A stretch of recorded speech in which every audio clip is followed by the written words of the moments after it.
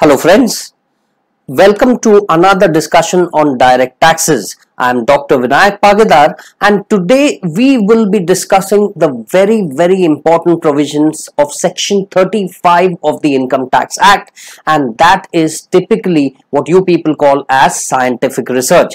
It covers any research and development expenditure and we are going to analyze the deduction in depth. Now the first question is, why does an assessee incur any research and development expenditure? It is obvious.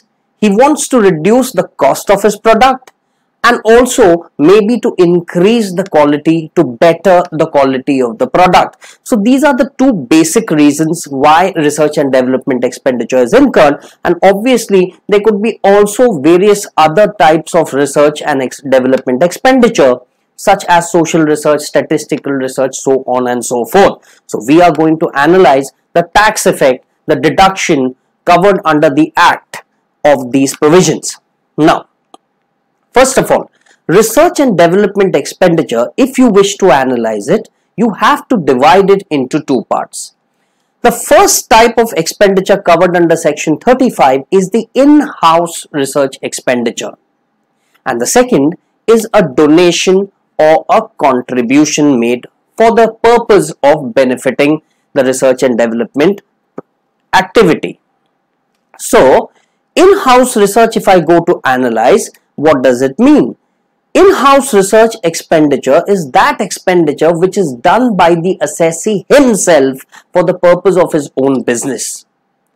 So, this expenditure is in-house. In-house means done by the assessee himself. And the second type, the donation or contribution, is where you may give some money as a contribution or a donation to an approved outsider. These are government authorized institutions. They are approved institutions carrying on the activity of scientific research, such as the Indian Institute of Technology, you've got national laboratories, the Indian Institute of Sciences, so on and so forth. So you could either do the research yourself, that would be in-house, and if you donate to the government approved organizations, then that comes under donation or contribution. Now a very important point. If you want the deduction of in-house expenditure, remember here it is said that the research must be related to the business of the assessee. For example, I am a manufacturer of ACs, air conditioners. I cannot start research in some other activity which is not related to my business. Whatever deduction I'll get will be only if that activity is related to my business, and if it is not related to my business, I do not get the deduction. However, if you are donating or contributing to the government authorized persons, then that is for the general social benefit. It is for the benefit of society, and therefore for the purpose of donation or contribution, the expenditure may or may not be related to your business. You donate to the IIT, donate to the national laboratory, they are doing research. That research is not even related to your business, but it is for the social benefit. You've done a social good by donating, and so income tax encourages you by giving you a deduction. So once again, we divide our analysis into two parts. The research and development expenditure could be in-house or it could be a donation or contribution. If it is in-house, this means that the research is done by the assessee himself. A donation or contribution is an amount donated to approved outsiders such as National Laboratory, IIT, IIS, and so on and so forth.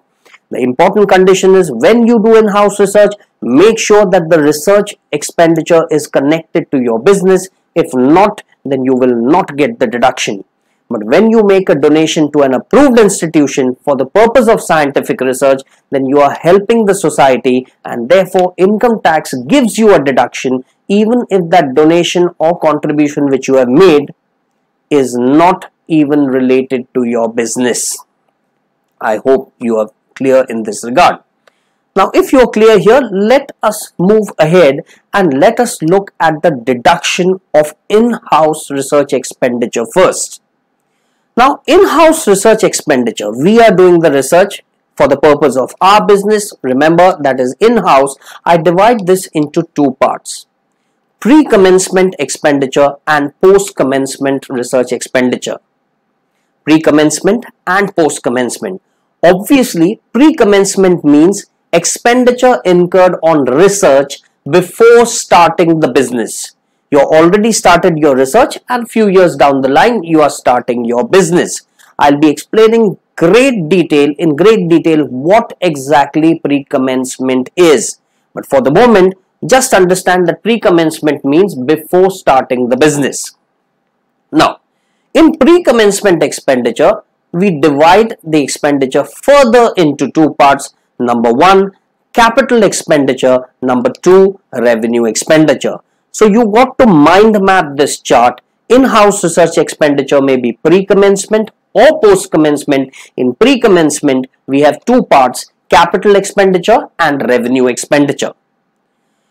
Now, capital expenditure means the expenditure incurred on assets for the purpose of scientific research. These assets are going to be used for the purpose of scientific research, and therefore that expenditure is capital. In capital expenditure, we further analyze it into two parts. Number one, the cost of land. If you're incurring expenditure on acquisition of land, then my dear friends, this expenditure is not allowed. So cost of land is not allowed, but the cost of any other assets which you have purchased for the purpose of scientific research, you will get 100% deduction. In other words, you can say it is fully allowed. Whether you say fully allowed or 100% deduction, it means the same thing. So, land, if you look at land is an asset which is appreciating, and therefore never ever will you get a deduction for land. But as an encouragement to the assessee to carry out and spend on fixed assets related to scientific research, remember, the cost of the other assets is fully allowed. You get 100% deduction. Means what? Today, if I purchase a building for rupees 1 crore, I purchase a building for rupees 1 crore. This building is not used in my normal business. This building is not used in my normal business, but is used for the purpose of scientific research. Then in that case, whatever cost I've incurred on the building, in my example, it is 1 crore, I will get the deduction of the full rupees 1 crore at once. So whatever expenditure you incur for the purpose of scientific research, if it is capital expenditure except land, you get 100% deduction. The cost is fully allowed. From the profits of that year, you can deduct the full amount. In 1920, if I incur 1 crore on a building for the purpose of scientific research, my gross profits of the business are 5 crores, then from 5 crores, the 1 crore expenditure will be fully allowed in one shot. And when you get the full deduction, once again, depreciation under section 32 on that asset will not be allowed, because the assessee will otherwise take a double benefit of this deduction as well as depreciation under section 32. That should not happen. So you've incurred 1 crore, we are giving you a deduction of the full 1 crore. So once again, on the same asset, you cannot get depreciation. Now let me bring you to a very important point here.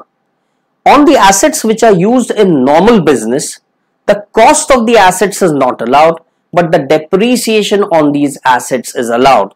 So on normal assets, you don't get the full cost at once. What you get a deduction for is the depreciation on these assets. But as an encouragement for a scientific research asset, you get the entire deduction at once. Correct? So, once again, a quick recap. If you've got jumbled this way, try to mind map. In-house research expenditure, two parts, pre and post. In pre, we had two parts, capital and revenue. In capital, we had two parts. The cost of land was not allowed. The cost of other assets was fully allowed. In other words, you get 100% deduction, and depreciation on these assets will not be allowed. Now, let us come to the revenue expenditure incurred in the pre-period.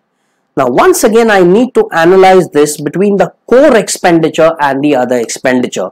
In the pre-period, you can get a deduction only for the salary and the materials expended for the purpose of scientific research. So, the cost incurred on salary and materials only will be allowed in the pre-period.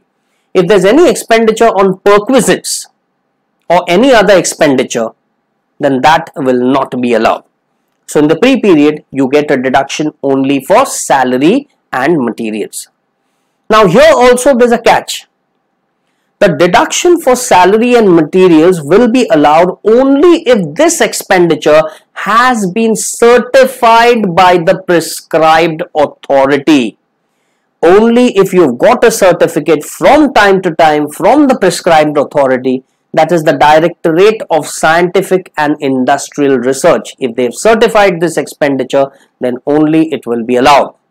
If you fail to obtain the certificate, if you can't get it certified, then this expenditure will also be not allowed. And remember, as I already told you, perquisite and other expenditure, whether certified or not certified, will not be allowed. So, in the pre-period, if you want a deduction for revenue expenditure, that is only for the salary and the materials. Clear? And that too if it gets certified. Now, if you've understood this, then the post commencement is a cakewalk. It's a piece of cake. It's very, very easy. On the same lines, two parts, capital and revenue. Capital, two parts, the cost of land, not allowed. Yes, I know it's coming in your mind. The cost of land is not allowed. The cost of other assets as it is fully allowed. This means you get 100% deduction, and when you get 100% deduction, depreciation on these assets is not allowed. Now here, remember my friends, in the post commencement period, the revenue expenditure, whatever it is fully allowed.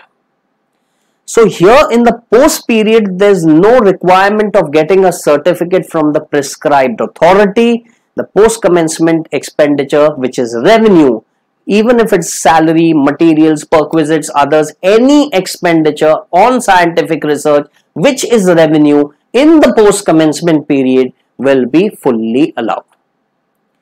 Now at this point of time, students ask, they say, sir, how will we come to know whether the expenditure is pre or post? If it is pre, the question will clearly give you the time frame. In the absence of any information in the question, you assume it is the post commencement expenditure. Are we clear? Okay. Now let us analyze what exactly do we mean by pre-commencement expenditure. Pre-commencement expenditure means all that expenditure, the scientific research expenditure, which you have incurred within 3 years prior to the date of commencement of business. That means today if you start your business, then whatever expenditure was incurred in the 3 years prior to today, within the 3 years prior to today, will be treated as pre-commencement expenditure. And remember, the pre-period expenditure will be allowed as a deduction in the year in which your business starts. So only that expenditure which is incurred in 3 years prior will be considered for deduction, and this expenditure will be allowed in the year of commencement of the business. Any expenditure incurred before this period will not be eligible for deduction. Now we'll take a very simple example to illustrate what I'm saying. Okay. Now Let us say this is the year of commencement of business. There's a timeline. This is the year of commencement. The starting point of that timeline is the date of commencement, and whatever expenditure incurred prior to this date is the prior expenditure. So here you got 1, 2, 3 years prior, 4, 5, 6, 7, 8, so on and so forth. This is all the prior expenditure. This is all the prior expenditure, the expenditure incurred in the years prior to the year of commencement. Okay. But only that expenditure which is incurred in year number 1, 2 and 3 years prior to the date of commencement, this expenditure will be considered as pre-commencement. The expenditure which is incurred in 4, 5, 6, 7, 8, 9 prior is not pre-commencement. To further clarify what I am trying to say is, let us take some numbers, some amounts and see how the deduction works out.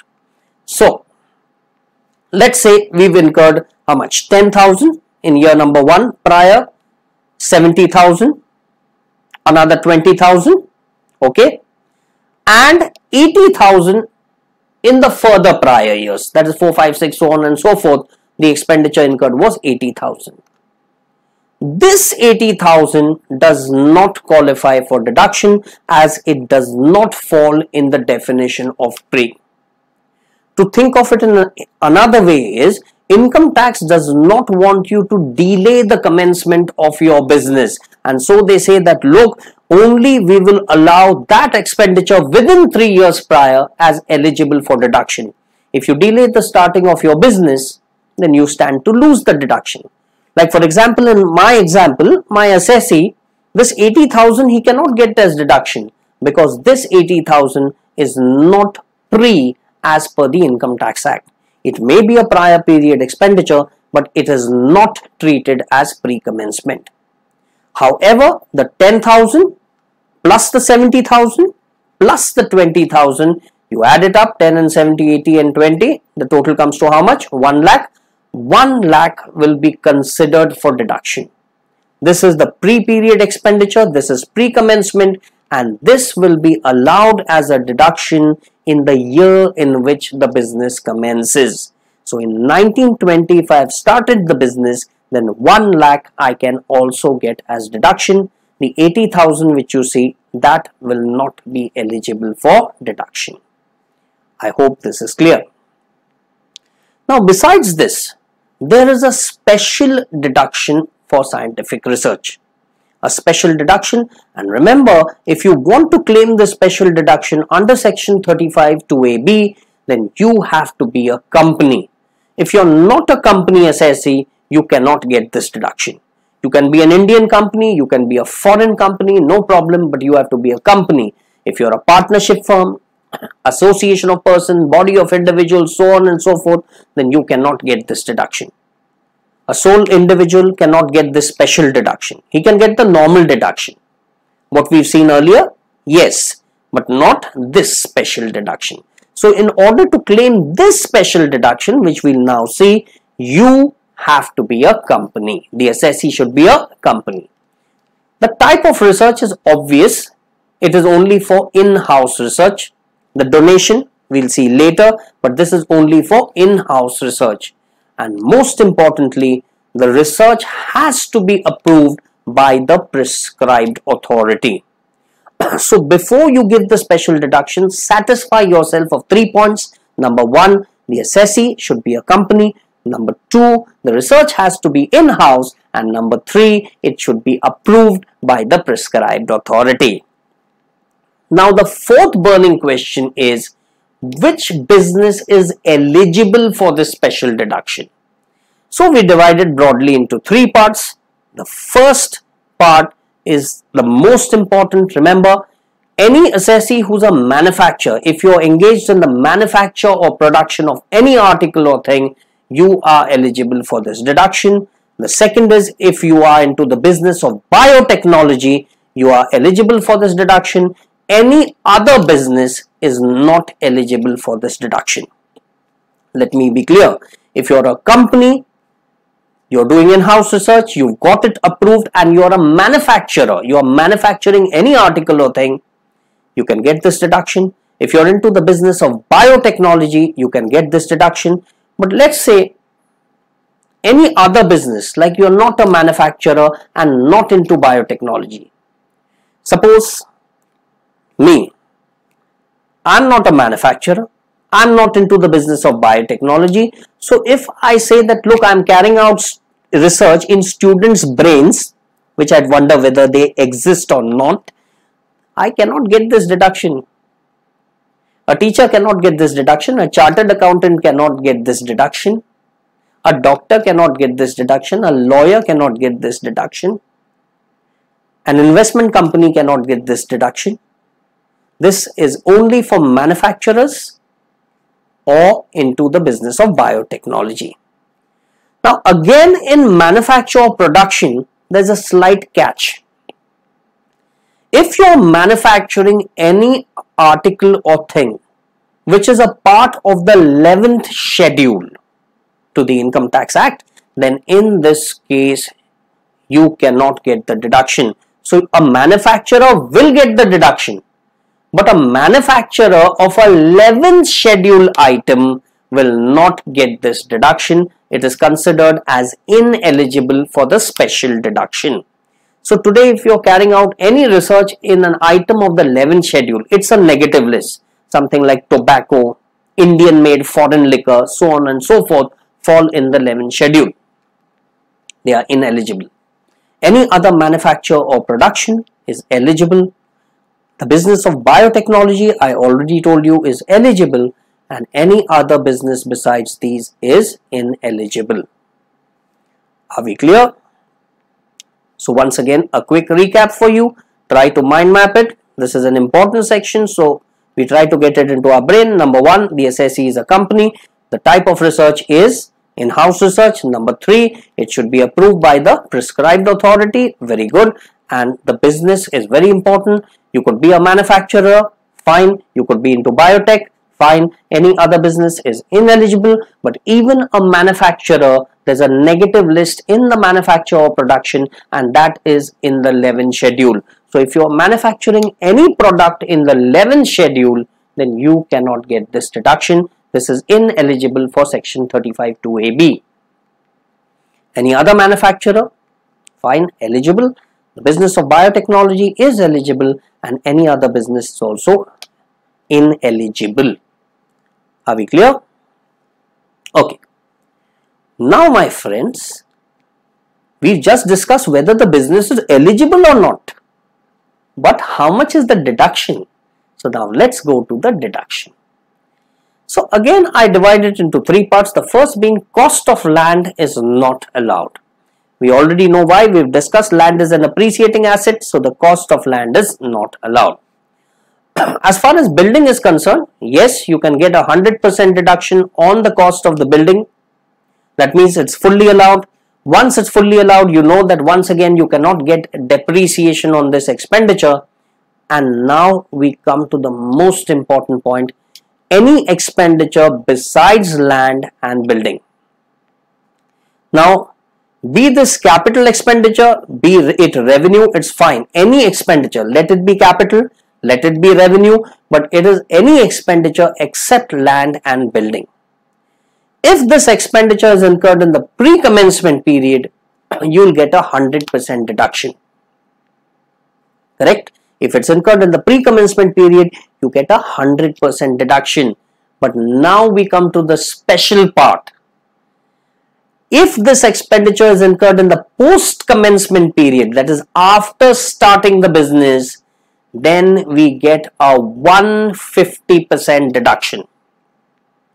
Now, many of you will say, sir, what exactly is 150%? If I incur 100 rupees, then that 100 rupees will already be deducted from my gross profits. And after I arrive at the net profit, another 50% of that 100, that means another 50 will be subtracted in my computation, and thereby the total amount subtracted, the total deduction which I get from my income is 150%. In the classroom examples, we've done some sums on this too. But now this is the theoretical part which I am discussing for you. So please understand, if I incur 100 rupees on any expenditure which is not land and building, I have incurred it in the post commencement. Remember, I have satisfied all the special conditions also. I am a company and the research is approved and all those conditions are satisfied. We are not manufacturing a 11 schedule item, etc. And now 100 rupees is incurred. The deduction which I will get is 1.5 times, that is 150. When I incur 100 is already deducted from my profits, but an additional deduction of another 50 will be deducted from my profits, and thereby the total deduction which I will get is 150. Are we clear? Now, let's go to the last part in this revision of scientific research, and that, my friends, is the donation or contribution. This is a very, very simple provision. 35(2)(ab) is over. We finished 35(2)(ab). Now we are looking at the remaining part of 35, which is donation or contribution. Now, very simple. Let's analyze it. Two parts. Number one, have you given the donation for scientific research or is it given for social or statistical research? If you've given it for scientific research, once again look into whether you've given the donation to a company. You've given the donation to a company. Who are we? Are we a company? We don't know. But when we have made the donation, the person receiving the donation is a company. I am the assessee. I may not be a company, but I have given the donation to a company. I may not be a company, but I have given the donation to a company. Then in that case, I get 100% deduction. But if I have given it to other approved institutions, my dear friends, these are the priority of the government.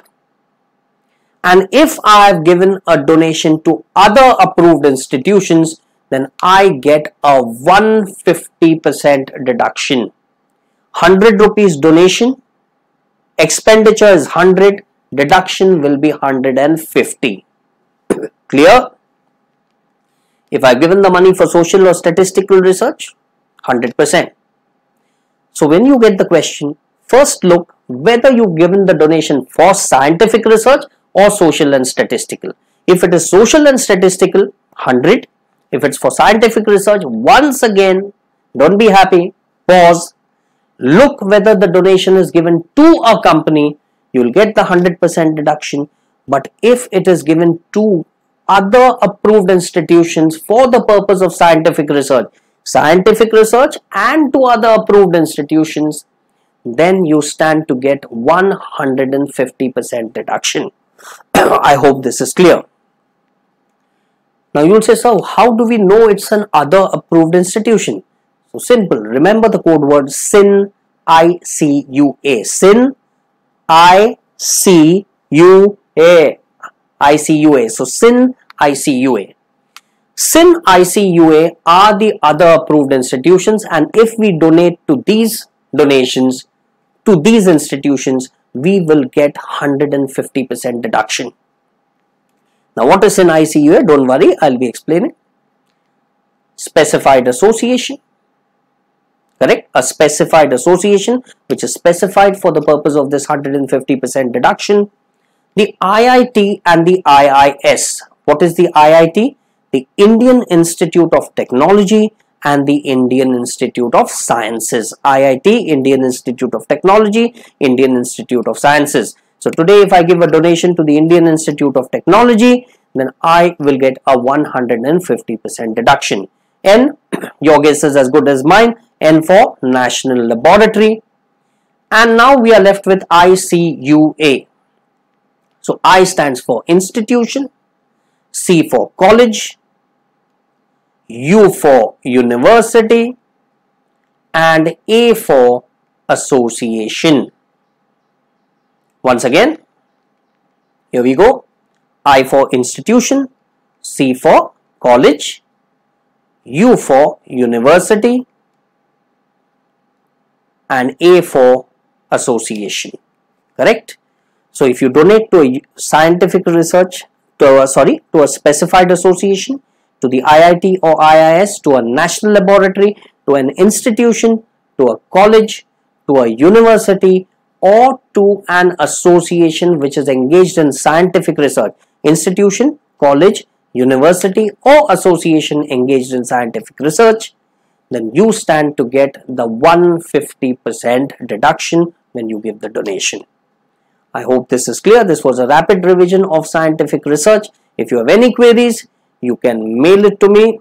You'll find my number, my mail at the bottom of the screen. So feel free to post your queries and I'll be more than glad to clear them for you. All the best and see you soon.